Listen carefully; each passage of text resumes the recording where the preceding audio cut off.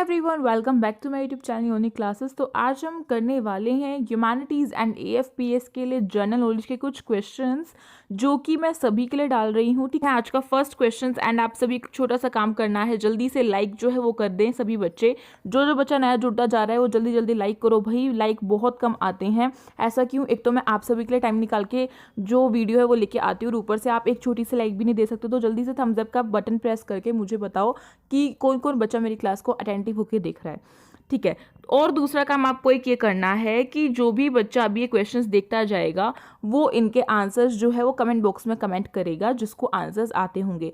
सही हो या गलत हो कोई बात नहीं, आप अपने आप को यहाँ से टेस्ट कर रहे हैं कि आप कितने दूध में हैं और कितने पानी में हैं।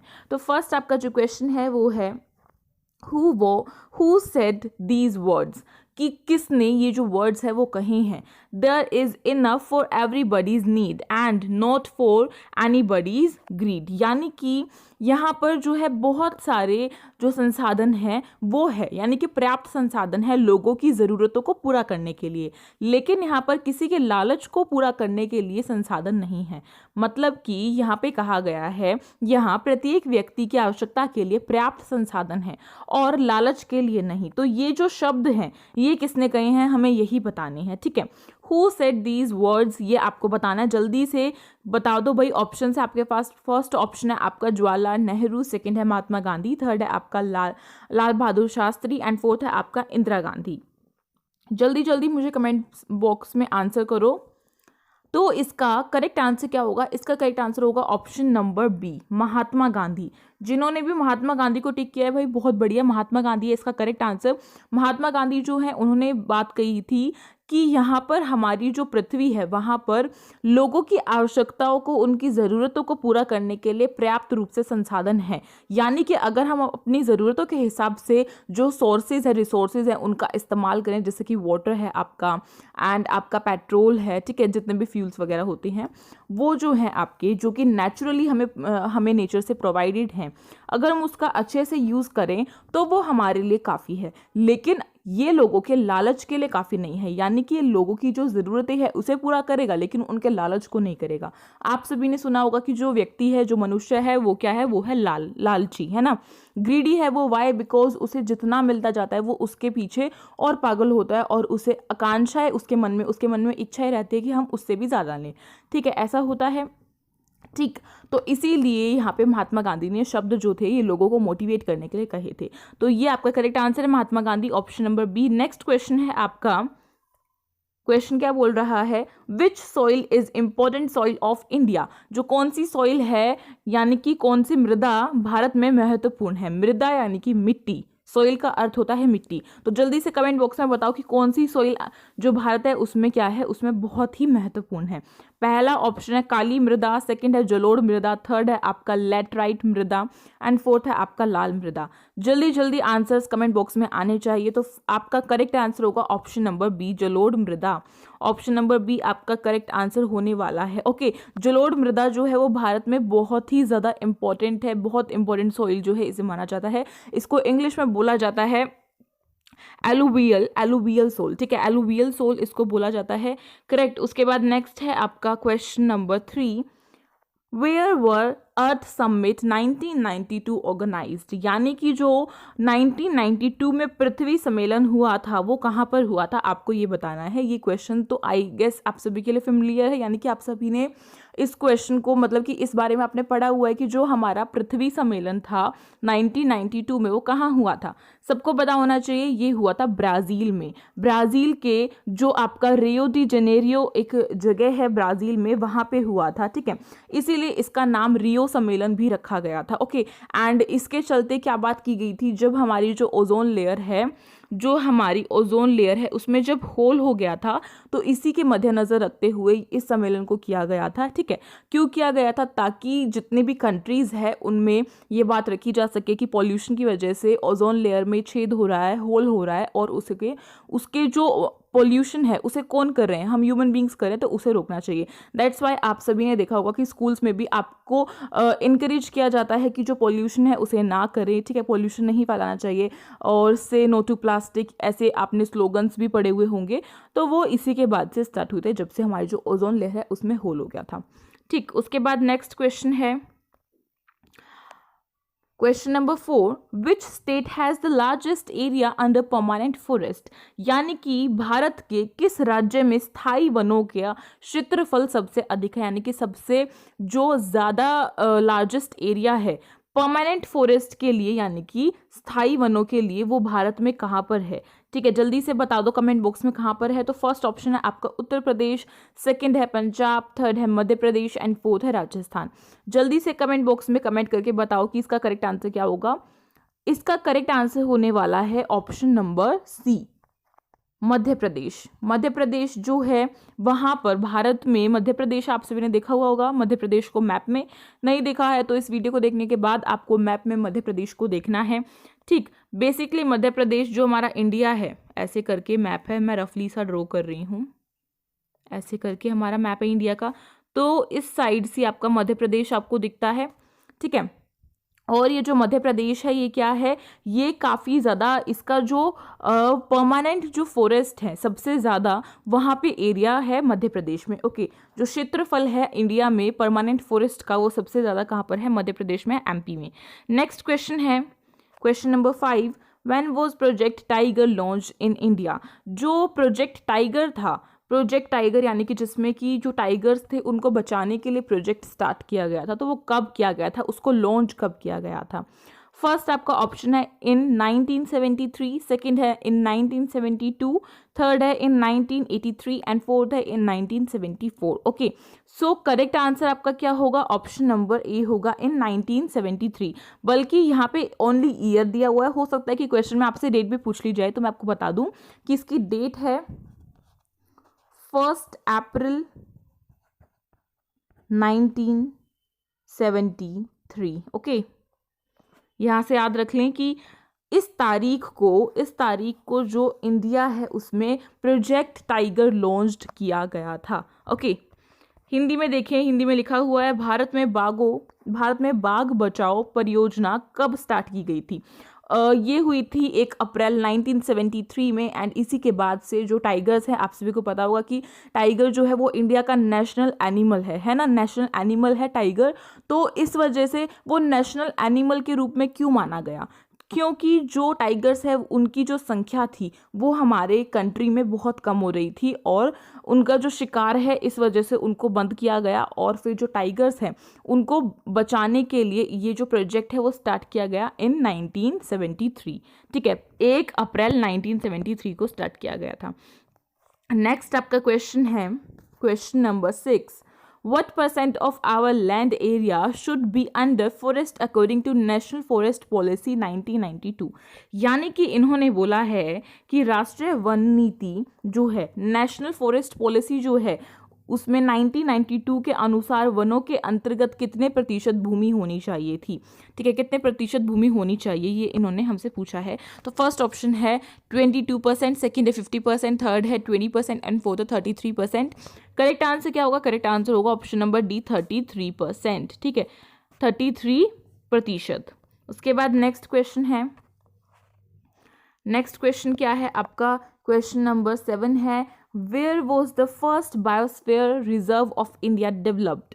कहाँ पर भारत का प्रथम जैव आरक्षित क्षेत्र कहाँ स्थापित किया गया, हमें ये बताना है। यानी कि जो भारत है, यानी कि जो हमारा इंडिया कंट्री है, उसमें जो first biosphere reserve of India कहाँ पर स्थापित किया गया। तो फर्स्ट आपका ऑप्शन है नंदा देवी, सेकंड है मानस, थर्ड है आपका नीलगिरी एंड फोर्थ है आपका सुंदरबन। सो करेक्ट आंसर क्या होगा, करेक्ट आंसर आपका ऑप्शन नंबर सी होगा, नीलगिरी। ठीक है, ऑप्शन नंबर सी आपका करेक्ट है, नीलगिरी। ओके, नेक्स्ट क्वेश्चन देखो, जो ये जीके के क्वेश्चंस होते हैं बेसिकली इसके एमसीक्यूज इसीलिए कराए जाते हैं ताकि आप सभी इन क्वेश्चंस के थ्रू अपनी प्रैक्टिस कर सके। एंड सेकेंडली अगर आपके आंसर्स गलत हो रहे हैं तो आपको यहाँ से वीडियो के थ्रू आंसर्स जो है वो याद हो जाते हैं। ठीक है, क्योंकि जीके जो है वो कहीं ना कहीं जनरल नॉलेज जो है वो कहीं ना कहीं हमें एक तरफ याद भी करनी होती है। आप सभी ने ये चीज़ सुनी होगी कि हमें जो जनरल नॉलेज है उसे मोस्टली याद ही करना होता है, लेकिन मेरा मानना ऐसा है कि पहले उसे समझो और फिर याद करो, क्योंकि समझोगे तो हमें क्लियर होगा। जैसे कि मैंने आपको समझाया कि जो 1992 में जो पृथ्वी सम्मेलन हुआ था, ठीक है, अर्थ समिट 1992 हुआ था, रियो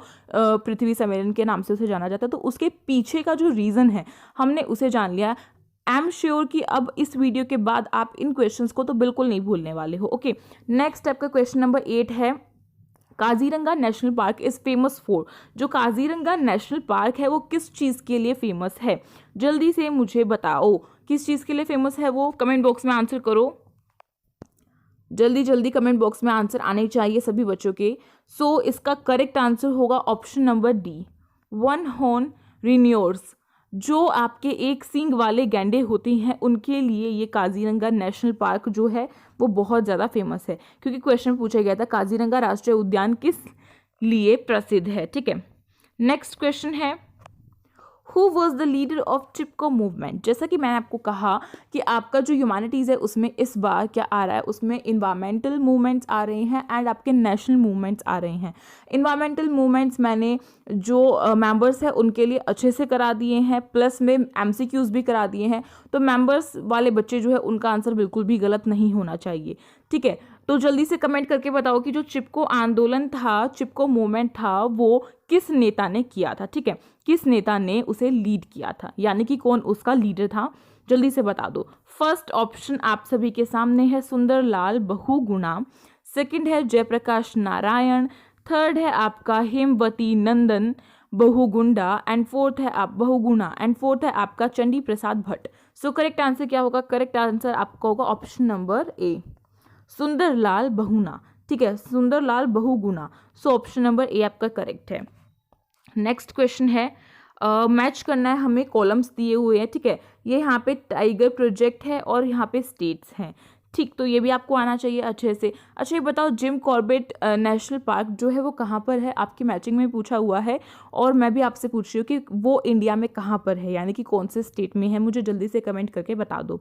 जिम कॉर्बेट नेशनल पार्क, जल्दी जल्दी बताओ। जिम कॉर्बेट नेशनल पार्क जो है वहाँ पे बहुत लोग घूमने भी जाते हैं, जू टाइप है, वहाँ पे बहुत सारे एनिमल्स हैं, आप सभी को पता होगा, बहुत सुंदर है वो, लेकिन वो कौन से स्टेट में है मुझे ये बताओ जल्दी से कमेंट करके। आपको 2 सेकेंड का टाइम दे रही हूँ, जल्दी जल्दी कमेंट करके बताओ, ये आंसर आपको पता होना चाहिए। तो देखो फर्स्ट ऑप्शन आपका, जितने आप कमेंट कर रहे हैं, चलो ये आपका होमवर्क है, मेरे ख्याल से आपको आंसर भी पता चल जाएगा। फर्स्ट आपका ऑप्शन है कॉर्बेट। कॉर्बेट जो है वो कहाँ पर है ये हमें बताना। तो देखो हिंदी में देखते हैं एक बार, क्योंकि हिंदी में बिल्कुल एग्जैक्ट दिया हुआ है हमें। देखो पहले है कॉर्बेट राष्ट्रीय पार्क, यानी कि जिम कॉर्बेट नेशनल पार्क। मैंने आपसे क्वेश्चन ही पूछा था और इसी में आपको इसका आंसर मिल जाएगा। काफ़ी बच्चों ने कमेंट कर भी दिया होगा, बढ़िया बात है। तो कॉर्बेट राष्ट्रीय पार्क जो है वो कहाँ पर है? वो है आपका उत्तराखंड में, इसलिए ऑप्शन नंबर 4 जो है वो इससे करेक्ट हो जाएगा। फिर है मानस। मानस जो है वो कहाँ पर है? वो है आपका असम में, इसलिए ऑप्शन नंबर ये फर्स्ट करेक्ट होगा, असम। ओके, उसके बाद नेक्स्ट है आपका क्वेश्चन जो है बाघ परियोजना में, वो क्या है? वो है सरिक्सा। सरिक्सा जो है वो आपका कहाँ पर है? वो है आपका राजस्थान में, इसलिए सेकंड ऑप्शन करेक्ट है। ओके, एंड जो आपका बाक्सा है, बाक्सा आपका कहाँ पर है? वो है आपका वेस्ट बंगाल में, सो पश्चिम बंगाल आपका करेक्ट आंसर है। ठीक है, तो इसके लिहाजे से ये जो हमने पूरी मैचिंग की है, इससे आपका कौन सा ऑप्शन करेक्ट हो रहा है? जल्दी से मुझे कमेंट करके बताओ कौन सा ऑप्शन करेक्ट होगा। देखो भाई, पहले का था 4th, तो पहले का 4th कहाँ पर है? ए में भी नहीं है, सेकंड में भी नहीं है, सी में है और डी में भी नहीं है। तो देखो इस मायने से ये होता है आपका correct answer. By the way आगे के भी मिला लो, जो सेकंड है वो फर्स्ट से था, असम से, तो बिल्कुल सही है इसमें। ठीक है, थर्ड जो है वो राजस्थान से था, ये भी सही है, और जो आपका बाक्सा था लास्ट वाला वो था आपका पश्चिम बंगाल से, तो ये भी आपका करेक्ट है, यानी कि ऑप्शन नंबर सी जो है आपका वो आपका करेक्ट आंसर हो जाएगा, option number C. Okay, clear है? चलो आज के लिए बस इतना ही। बाकी की जो जीके के MCQs हैं वो मैं मेंबर्स के लिए करा दूंगी। ठीक है, कल या परसों तक आपकी जीके की वीडियो आ जाएगी। By the way data interpretation की वीडियो मैंने डाल दी है मेंबरशिप के लिए, उसमें इंट्रोडक्शन करा दिया है एंड आपके MCQs करा दिए, तो उसे जाके देखो भाई जल्दी जल्दी और आंसर्स किया करो। ठीक है, आई थिंक आप सभी के पास नोटिफिकेशन पहुंच जाती होगी, जो मेंबर्स हैं उनके पास मेंबरशिप की क्लासेस की। ठीक है, सो टाइम से उसे देख लिया करो ताकि आप सभी की तैयारी हो सके। क्योंकि मेरा काम तो बस वीडियो बनाना है, बाकी आगे का काम है आपका देखना और उसे प्रैक्टिस करना।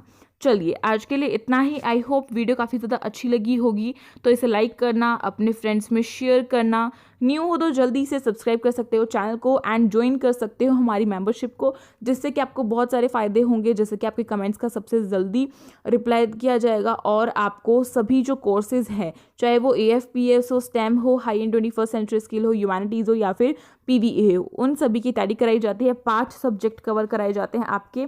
कौन कौन से हैं? एक तो है आपका ह्यूमैनिटीज़, दूसरा है आपका लॉजिकल रीजनिंग, तीसरा है आपका मैथ्स, चौथा है आपका साइंस एंड पांचवा है आपका रीडिंग कॉम्प्रीहेंशन की भी मैं 1-2 वीडियोस जो है वो डालने वाली हूँ कि उसे किस तरीके से आपको सोल्व करना है। ओके, सो रीडिंग कॉम्प्रीहेंशन सभी ही इस डोमेन में आ रहा है इस बार, सभी को पता होगा ये चीज़। एंड इसके बाद आपका केवल और केवल यहीं तक का सफ़र नहीं है, इसके बाद आपका इंटरव्यू जो है उसकी भी तैयारी कराई जाएगी। ठीक, तो जल्दी से आप 199 रुपीज़ में केवल और केवल ये जो मेंबरशिप है इसे ज्वाइन कर सकते हैं एंड अपनी जो क्लासेस हैं मेंबर्स वाली उन्हें देख के अच्छे से पढ़ाई कर सकते हैं। वो आपके सिलेक्शन में आपकी हेल्प करेंगी बहुत ज़्यादा। तो मिलते हैं एक न्यू वीडियो के साथ, तब तक के लिए एक छोटी सी कमेंट करना अगर वीडियो अच्छी लगी हो तो। ठीक है, कमेंट हर बच्चा करेगा। आई होप आपको वीडियो काफ़ी ज़्यादा अच्छी लगी होगी, तो प्लीज़ कमेंट करना ताकि मैं थोड़ी सी मोटिवेट हूँ और आप सभी के लिए ऐसी ही वीडियो लेके आती रहूँ। ठीक है, ये सभी जो वीडियोस मैं ला रही हूँ स्पेशली आप सभी की डिमांड पर ला रही हूँ, क्योंकि आप सभी बहुत कमेंट्स एंड मैसेजेस करते हैं कि यूट्यूब पे भी डालो, तो इसीलिए यूट्यूब के लिए भी मैं थोड़ा बहुत करा रही हूँ। ओके, सो मिलेंगे इसी तरीके की अगली वीडियो में, नेक्स्ट वीडियो में। तब तक के लिए thank you so much for watching this video. Stay tuned.